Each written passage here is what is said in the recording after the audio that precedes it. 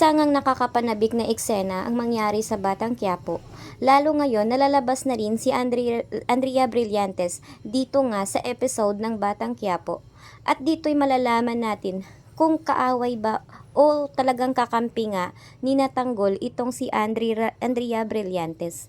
Kaya naman sa ngayon, marami nga ang nakaabang dahil na rin sa paglabas ng mga bagong karakter sa Batang Quiapo, lalo na ngayon na marami ngang mabibigat na artista ang sasabak nga dito.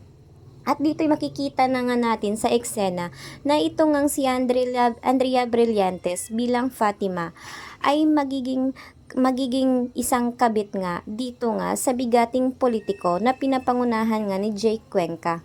At dito'y malalaman natin kung ano nga ba talaga ang kaniyang pakay dito sa Batang Quiapo o sadya nga talagang kalaban ito ni Tanggol. Sana nga naman ay hindi kalaban ang papel ni Andrea Brillantes dahil na rin sa husay na aktres nito at ang maamo niyang mukha ay sana'y hindi ito kalaban ni Tanggol. At dito'y malalaman na rin natin ang iba't iba pang karakter dahil na rin sa pagsabak nila ay marami na rin ang nakaabang pa at excited na nga silang makita pa ito. Samantala naman ito ngang si Tanggol ay papayag na nga siyang magiging isang Montenegro at pumayag na siya na tanggapin na ang sinabi nga ng kanyang lolo na siya nga ang bahala sa lahat ng negosyo dahil siya ang tagapagmana nito. Kaya naman ay excited na rin si Tanggol sa kanyang bagong buhay.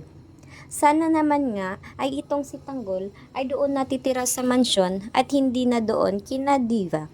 Dahil na rin maganda nga ang trato ni Tanggol dito nga sa mga Montenegro at masaya nga itong si Ramon pati na nga rin itong si Don Julio dahil ngayon nga ay napabilang na sa kanila ang totoong Tanggol. Kaya naman sa ngayon nga ay naghahanda na ang lahat sa paglapit nga ng iba pang karakter kung ano nga ba talaga ang bagong bakbakan na makakasabayan nga ni Tanggol.